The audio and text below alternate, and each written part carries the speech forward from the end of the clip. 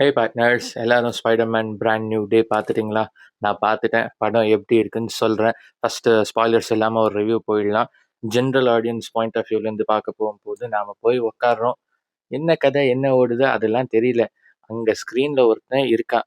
அவன் லைஃப்பில் என்னெல்லாம் நடக்குது அது உட்காந்து நம்ம பார்க்கும்போது அது அப்படியே நமக்கே ஆட்டோமேட்டிக்காக ரிலேட் ஆகுது. அதுதான் ஸ்பைடர்மேன் மேஜிக். அண்ட் அதனால தான் இவ்வளோ ஃபேன்ஸ் இருக்காங்க ஸ்பைடர்மேனுக்கு.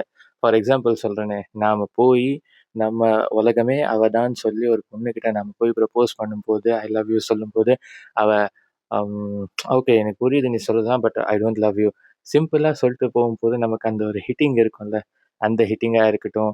அண்ட் சொல்ல போனால் இது கொஞ்சம் ஸ்பாய்லர் மாதிரி இருக்கும், பட் ஸ்டில் தெரிஞ்சவங்களுக்கு சொல்கிறேன். அந்த நம்ம ஃப்ரெண்ட்ஷிப் கிட்ட ரொம்ப நாள் விட்டுட்டு மறுபடியும் அந்த ஃப்ரெண்டை போய் பார்க்கும்போது ஒரு ஃபீல் இருக்கும்ல.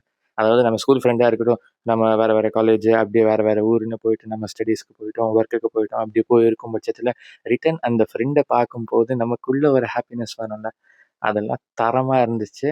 ஜென்ரல் ஆடியன்ஸ் பாயிண்ட் ஆஃப் வியூவில் பார்க்க போகும்போது போய் உட்காரோம். கதை நீங்கள் தெரிஞ்சுக்கிட்டு போனீங்கன்னா உங்களுக்கு இன்னும் சூப்பராகவே புரியும். இல்லைனாலும் நான் எதுவுமே தெரியல.